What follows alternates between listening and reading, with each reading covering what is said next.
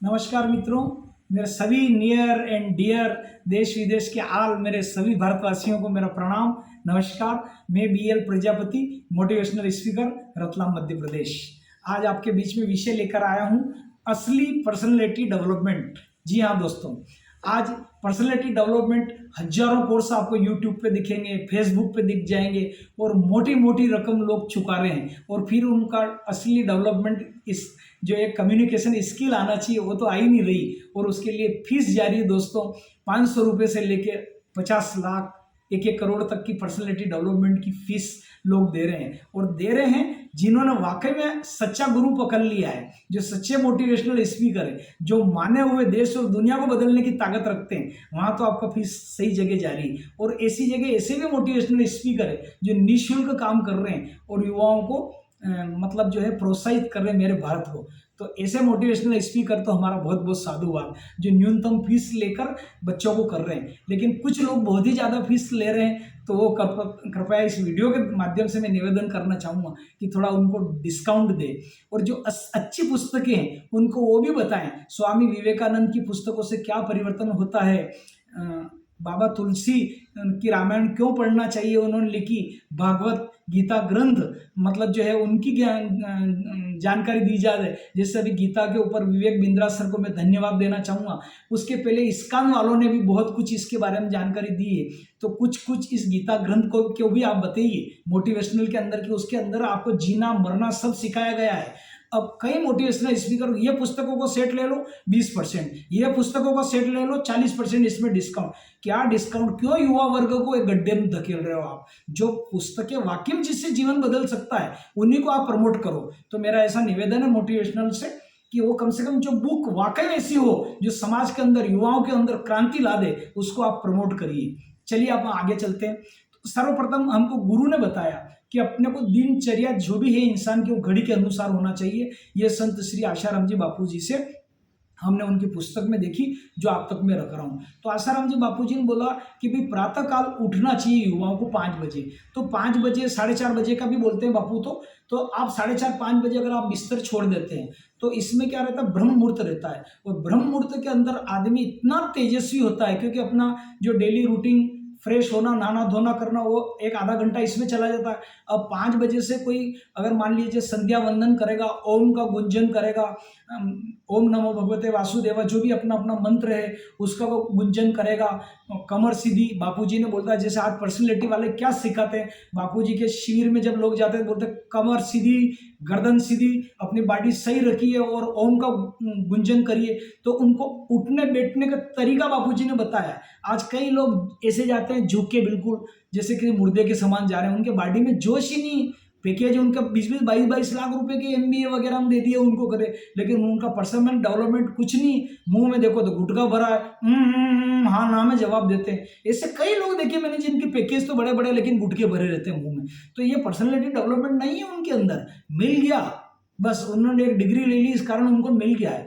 तो असली पर्सनैलिटी संत महात्माओं ने बताई है कि आपको घड़ी के अनुसार आप दिनचर्या आप बनाइए, आप जल्दी उठ जाइए, आपकी संध्या वंदन करिए, आप योगा प्राणायाम ध्यान, गीता का कोई भी एक पाठ या 10 श्लोक या 5 श्लोक जैसी आपकी श्रद्धा पूर्वक बन पाए, लेकिन धार्मिक ग्रंथ पढ़ना है, रामायण के भले एक पेज आप पढ़े, तो ये होती ओरिजिनल। आज आप भगवान श्री राम और कृष्ण से बड़े नहीं हो, ये है असली पर्सनैलिटी का आप उदाहरण दे रहा हूँ। भगवान श्री कृष्ण संदीपनी आश्रम में रह के विद्या का ज्ञान लिया आपके इस उज्जैन मध्य प्रदेश की धरती में, वो गुरु के आश्रम में रहे। भगवान श्री राम योग वशिष्ठ जी के चरणों में रहे, वहां अपनी शिक्षा दीक्षा उन्होंने पाई है। तो आप और हम किस खेत की मूली हैं? लव और कुश आप देखिए कितने शक्तिशाली हुए कि वो जो यज्ञ हुआ था, जो भी वह अश्वमेध या बड़ा लेवल का, उस यज्ञ के अंदर उनका जो घोड़ा था वो प्रभु श्री राम का दौड़ता हुआ संदेश दे रहा था, उस घोड़े को उन्होंने रोक दिया और गुरु के महागुरु सब आ चुके, तो वो मतलब घोड़ा किसी से छुड़ा नहीं पाए। आप देखो ये होती गुरु के आश्रम में रहने की।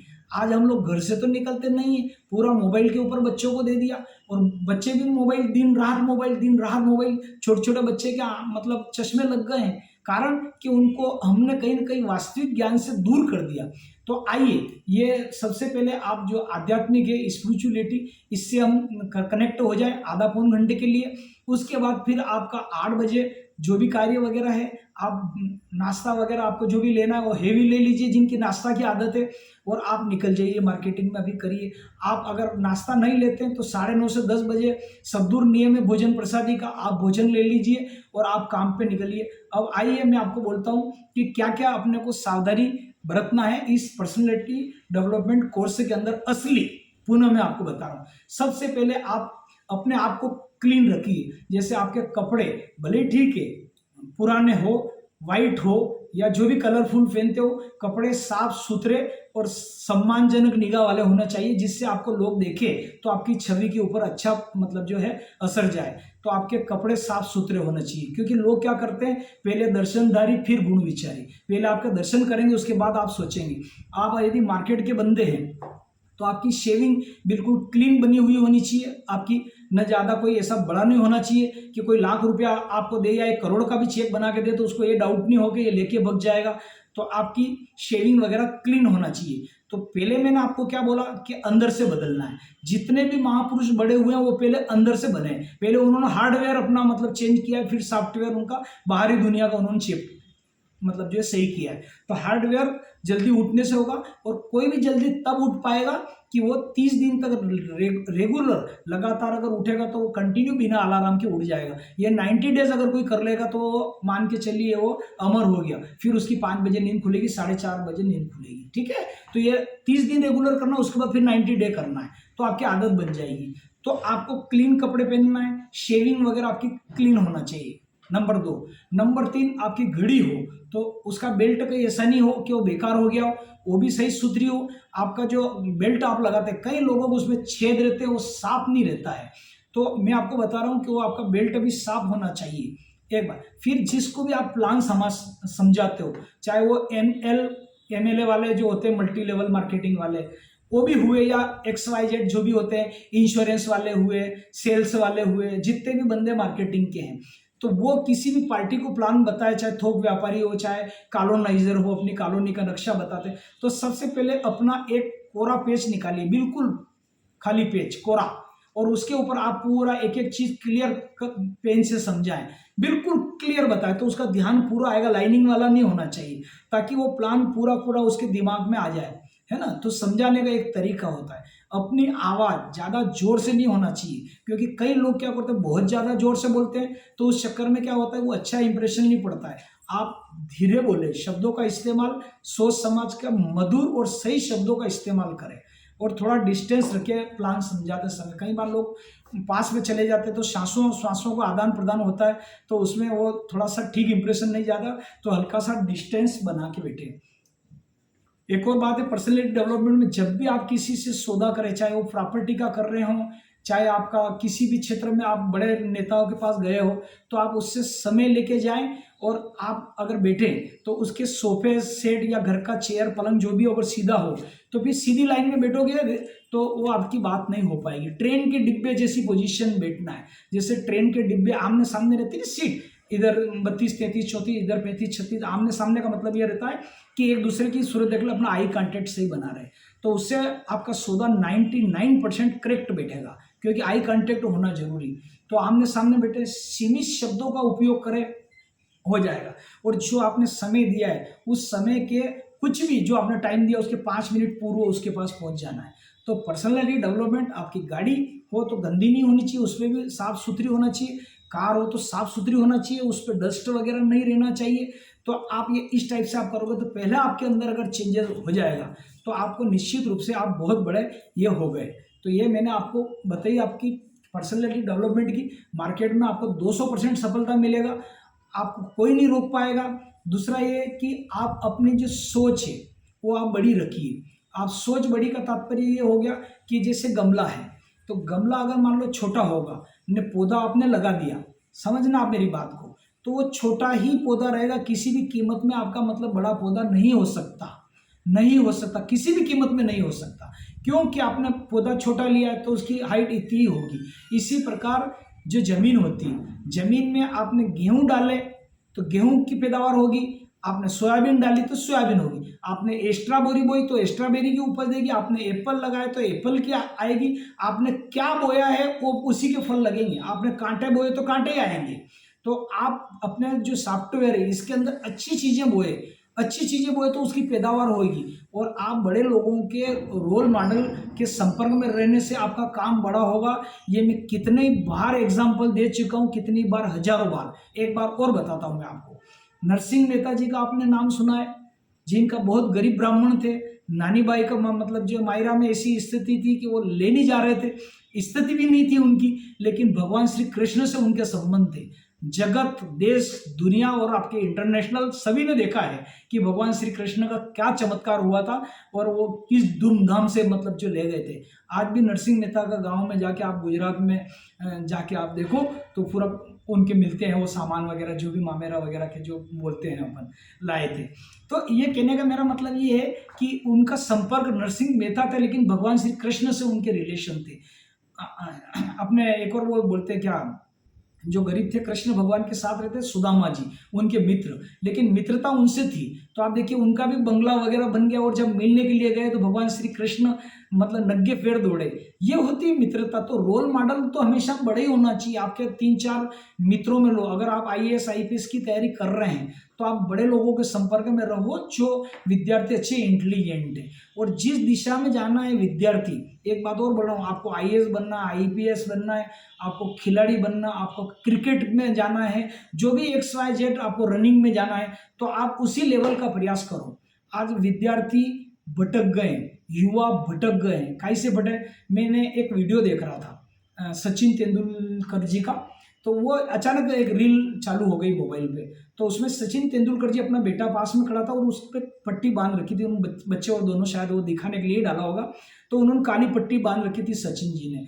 और जो जनरली बैट पे जो चौका और छक्का खिलाड़ी लगाते हैं तो ये ऐसी मुद्रा रहती है उस पर ऐसे, लेकिन वो जो बाल थी उनके एक हाथ में, और उन्होंने बैट को इस ढंग से पकड़ रखा था। समझ रहे हो आप मेरी बात को, ये ऐसा, वो इसके ऊपर वो पट्टी तो बांध रखी थी, और उन्होंने एक बाल फेंकी और इस टाइप से यूं यूं करके कम से कम लगभग 60-70 बार मैंने भी गिनी, कंटिन्यू प्रयास करते जा रहे थे वो इस टाइप से। आई थिंक नियर अबाउट जो भी हो, तो ये ऐसा पूरा। तो आप सोचिए कि वो खेल से उन्होंने संन्यास ले लिया, फिर भी प्रैक्टिस अपने बच्चे को बता रहे हैं, और आज भी उनके नाम से स्टेडियम बना है मुंबई के अंदर। तो ये आज आप सोचिए कि इतनी उपलब्धि कैसे हुई। लगातार प्रयास, लगातार प्रयास, लगातार प्रयास। जो भी काम कर रहा है आप उसके अंदर मास्टरी कर लो। यदि कबड्डी खेल रहे हो तो कबड्डी में मास्टरी कर लो, यदि पहलवानी कर रहे हो तो ऐसी पहलवानी कर लो, ऐसी पहलवानी कर लो कि देश विदेश के अंदर जहां भी जाना पड़ा आपको पटक नहीं देके उसको सामने वालों को पटक दो। आप मास्टरी करो ना। सचिन तेंदुलकर ने मास्टरी करी, क्यों अपना 4 घंटा बैठ के खाली क्रिकेट में खराब कर रहे हो। आज ये IPL चल रहा, आज वो चल रहा, आज वो चल रहा, यूट्यूब हाथ में आ गया तो यूट्यूब पे ये रील देखी, वो रील देखी। आज युवाओं को 3-3 घंटे रील खा जा रही। ये वास्तविक बात बता रहा हूँ। क्या पर्सनालिटी डेवलपमेंट होगा आपकी।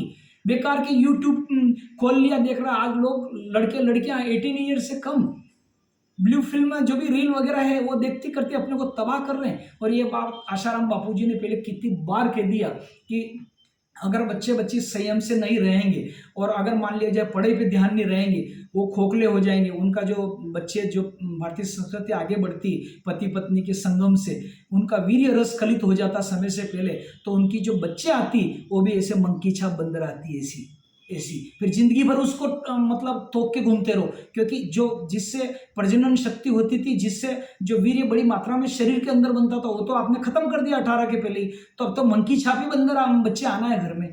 तो बापूजी ने बोला था युवा धन सुरक्षा पुस्तक पढ़ो। उन आसाराम बापूजी की जो पुस्तक है युवा धन, आज वो करोड़ों लोगों तक पहुंच गई, करोड़ों परिवार में पड़ी, और करोड़ों ने अपने अपने अनुभव दिया।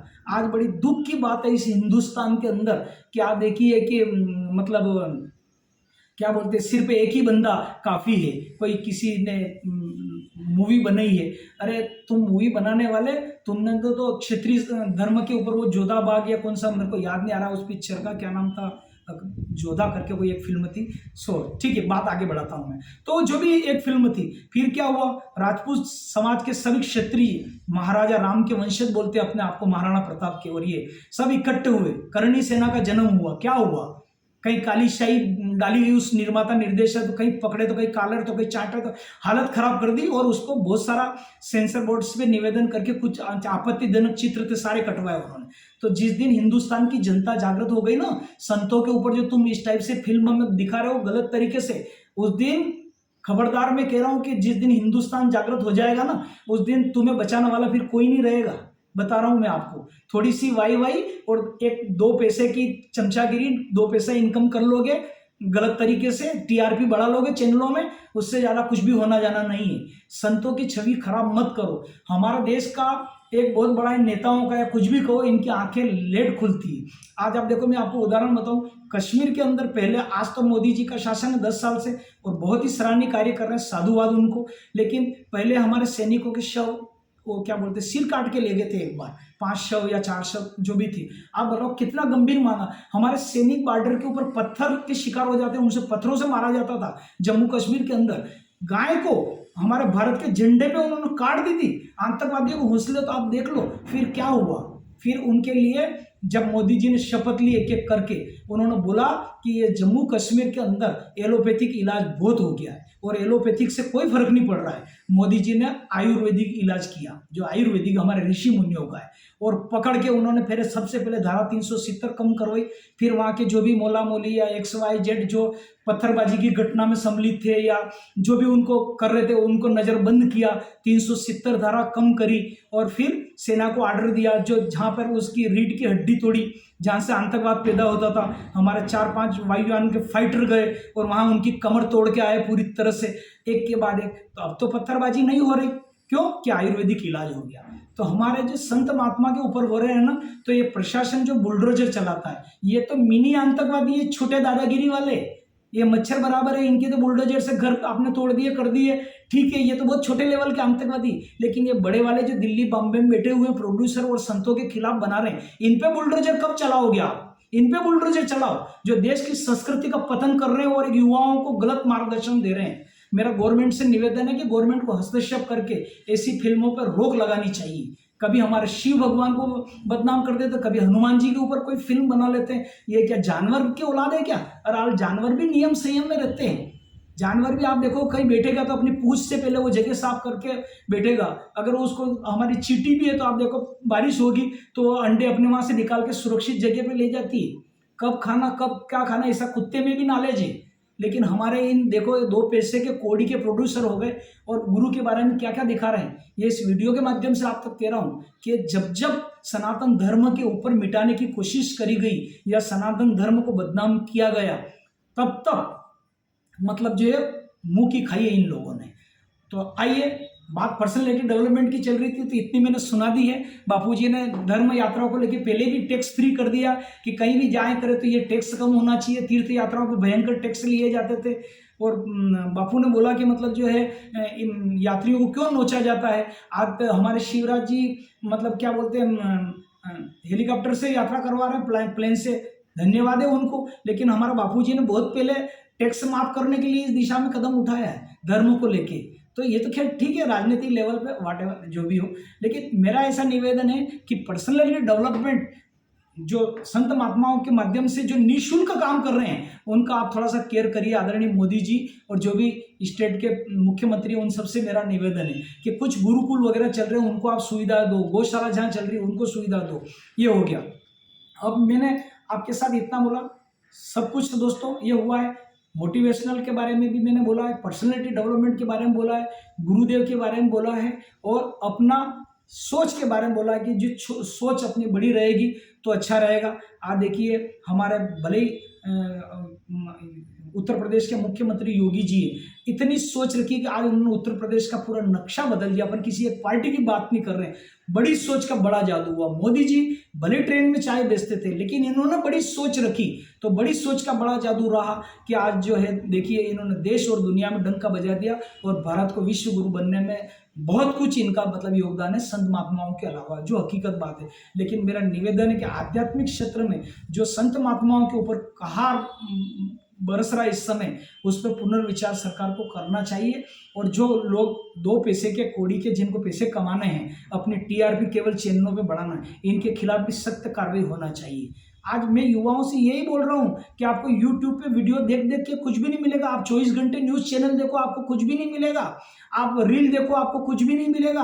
आप खुद अपना कैमरा उठाइए और आप शूट करने निकल जाइए। आज मैं देखता हूं लोग मृत्यु भोज में गए, पगड़ी पगड़ी बांध रखी, उसका फोटो डाल दिया पगड़ी होते हुए, ये हुआ। और फोटो कैसा डाला, किसी की खोपड़ी खोपड़ी दिख रही, बाल नहीं दिख रहा है, किसी महिलाओं के ऊपर की चोटियां चोटियां दिख रही, बाल दिख रहा है। क्या फोटोग्राफी, किसकी पीठ दिख रही, किसका हाथ दिख रहा है। अरे भाई कैमरे को आप सही पकड़ना सीखो। यूट्यूब पे, फेसबुक पे आप एडवर्टाइजमेंट कैसे करें, व्हाट्सएप पे कैसे करें, अपना यूट्यूब चैनल कैसे बनाएं। कहीं बेरोजगारी हुआ है। आज यूट्यूब की ये स्थिति हो गई कि वो तो करोड़ों रुपए, अरबों खरबों रुपए कमा ही रहे हैं यूट्यूब और फेसबुक वाले, लेकिन जो 14 साल के बच्चे, 15 साल के बच्चे, आज उन्होंने पर्सनैलिटी डेवलपमेंट अपनी इतनी बढ़ा दी कि वो 1-1 करोड़, 1.5 करोड़ रुपए महीना कमा रहे हैं। 13 साल 14 साल के बच्चे, एक एक वीडियो से 1-1 करोड़ रुपए की इनकम हो रही है उनकी। आप लोगों को नहीं जानकारी होगी, थोड़ा यूट्यूब का इतिहास देखोगे पलट के तो आपको मालूम पड़ जाएगा कि सही है कि नहीं है। एक गायिका आपने नाम सुना होगा, मिथिली ठाकुर करके, मिथिली ठाकुर। तो मिथिली ठाकुर के दो भाई है, एक उनका तबला वगैरह बजाता करता है, मिथिली जी हारमोनियम बजाती है, और एक ढोलक वोलक उनका भाई वो बजाते दोनों तीनों। और आज के 3 साल 4 साल पहले यूट्यूब पर आए हो, लगभग आई थिंक जो भी 4 साल या बहुत समय होगा, लेकिन आज देखो उनके करोड़ों फॉलोअर्स हो गए, और एक से एक उनके सॉन्ग को लाइक और पसंद किया जा रहा, करोड़ों उनके फॉलोअर्स है। मिथिली ठाकुर का, उनकी सिंपल वेशभूषा है, शक्ल शुक्ल सिंपल, सब कुछ सिंपल है उनके अंदर। और आज देखिए करोड़ों का उन्होंने अच्छा मकान वगैरह दिल्ली में बना लिया, और आध्यात्मिकता भी गुण गा रहे हो, पर्सनैलिटी डेवलपमेंट हो गया, अपना खासा अच्छा मकान हो गया दिल्ली में। अभी आपके उज्जैन दर्शन करके गई, आए थे, उन्होंने पोस्ट डाली थी फेसबुक पे। तो आप, मेरा युवाओं से निवेदन है कि इस फेसबुक व्हाट्सएप पे इसकी पटले आप छोड़ दो, इस पे कुछ नहीं मिलेगी, और अपनी पर्सनल डेवलपमेंट पे ध्यान दो। यदि आप के पास पैसा नहीं है तो कुछ आप ऐसा करो, आप डेली मार्केटिंग करो, डेली मार्केटिंग आप सेव की करिए, नमकीन की करिए, जो भी मतलब वाट एवर, इतनी सारी चीजें, मैं किस किस का नाम लूँ, बहुत सारी मार्केटिंग है, बहुत सारी मार्केटिंग है, किसकी नाम लो जिसमें आपको रुचि है। छोटे रेडीमेड के कपड़ों में हो तो वो कर लीजिए, आपको कॉपी किताब वगैरह मोटिवेशनल की अगर वो बेचना है तो उस पर आपकी कमाई है। आपको जो भी मतलब जिस की मार्केटिंग आजकल तो घरों में हो गई, लोग गन्ने का जूस ले लेके निकल गए, आइसक्रीम ले लेके निकल गए, घर मतलब जो कर रहे हैं, ब्रेड लेके निकल गए। आप सोचो, आप मॉर्निंग वाले धंधे जो 2 घंटे करते हैं, ब्रेड की बिक्री, टोस्ट की बिक्री, बिस्किट की बिक्री, 2-2.5 घंटे में लोग मतलब जो है 20-20 हज़ार, 30-30 हज़ार रुपये महीना कमा लेते हैं। और लोग ऐसे भी है जो 4 घंटे केवल मोबाइल पे, यूट्यूब पे बिता देते हैं, केवल रील देखने में कर लेते हैं, फिर बोले समय गया। उन माता पिता की गलती है जो बच्चा उनका करियर का सेट नहीं हुआ और आज उनको 2 लाख की गाड़ी दे रहे हैं, तो ये गलत बात है। क्यों दे रहे हो भैया आप उनको 2 लाख की गाड़ी, जब आपका बच्चा सेट नहीं हुआ? बोलिए नहीं, बोले वो घर छोड़ के जाए, चला जाए तो साकल लगा दो, और कोई दिक्कत नहीं, जब सुधरेगा तब आना। लेकिन कमल किशोर जी ने बोला है, मुकेश तेने ये रोटी नहीं खाई, मुकेश तू तो आज घणो लेट रही हो, मुकेश तू तो आयो नहीं, ऐसे मुकेश नहीं सुधरेगा। कमल किशोर जी का इस बारे में मैं साधुवाद बोलता हूँ, पंडित कमल किशोर जी नागर, कि उन्होंने बोला नहीं आयो तो नहीं आयो मुकेश, साकल तो है, साकल लगाई दो। और बाहर से आवे एकदम, अगर ज्यादा दया आए, कोई दारू पीता हुआ अगर नहीं बंद करे तो खिड़की से रोटी सब्जी रख दो, खा ले, ये तेरी यही कदर है, दूसरे दिन फिर पी के नहीं आएगा। तो ऐसे माता पिता को स्ट्रिक्ट कदम उठाना पड़ेगा। आज बच्चों को क्यों मतलब 2 लाख की गाड़ी दिला रहे हो आप, वो उनकी पर्सनल डेवलपमेंट सेट नहीं हुआ है। तो मेरा निवेदन है, वो जब तक सेट नहीं हो तब तक अपने को उनको इतनी महंगी गाड़ियां नहीं दिलाना है। पहले वो भले 10,000 कमाए, 5,000 कमाए। दूसरा, अपने बच्चों को ऐसी जगह नहीं रखे, यदि आपने नौकर रख रखे हो तो आज ही बदल दे। जैसे आपने किसी डॉक्टर के वहाँ पर्ची बनाने रख दिया तो वो भले कुछ भी नहीं सीखेगा 5 साल तक, वो आज 5,000 डॉक्टर दे रहा तो 15,000 कर देगा, लेकिन उसका वहाँ कैरियर नहीं बनेगा। उसको किसी कंप्यूटर के अंदर में रखिए पट्टी करने वाले में, ताकि खुद भी इंजेक्शन बाटल चढ़ाते चढ़ाते वो 2 पैसा कमा लेगा। आप ऐसी जगह करें, किसी इलेक्ट्रिक में नौकर झाड़ू पोछा तक मत रखो, मोटरें बांधने का काम करो, जो मोटरें वगैरह जल जाती है, इलेक्ट्रिक वगैरह ये जो भी हो, तो वहां कुछ सीखेगा और लाखों रुपए वो कमाने की उसके अंदर स्किल आएगी। किसी की उगई करना है पैसे की तो वहां ले लो ठेका, उसका परसेंटेज की बात कर लेकर, तेरी उगई वसूल करूंगा तो तू कितना परसेंट देगा, प्रेम से, प्यार से, सेठ का मुनि हूं ऐसे करके। तो आप ऐसे कार्य करें जिससे आपकी पर्सनैलिटी डेवलप हो। कोई आपको कह दे कि लाख रुपए तेरी तनख्वाह है और मेरा केवल चौकीदार, गेट की चौकीदारी करना, और तू 10 साल तक मैं एग्रीमेंट भराता हूँ छोड़ेगा नहीं, तो उसके लाख रुपए का आप ठोकर मार देना। उस नौकरी अपने बच्चों को मत करना। अपने बच्चों को जहाँ खून चूसा जा रहा है, अपने बच्चों को जहाँ आपको कुछ भी नहीं मिल रहा है, तो आप भूल के भी मतलब जो है इस जगह अपने बच्चों को कृपया नहीं रखें। तो पर्सनैलिटी डेवलपमेंट पे मैंने आपको ये बताया है, ये आप पूरी तरह से आप इस पर ध्यान रखेंगे और बच्चों को जो अच्छे कार्य है वो अपने को करने के लिए मतलब जो है प्रेरित करेंगे। तो दोस्तों मैंने बहुत कुछ आज इस पर्सनैलिटी डेवलपमेंट में बोला है। आज के लिए इतना ही। यदि मेरा वीडियो आपको अच्छा लगा हो तो इसको लाइक करें, शेयर करें और मेरे YouTube channel BL Prajapati motivational speaker को सब्सक्राइब करें। आज के लिए इतना ही।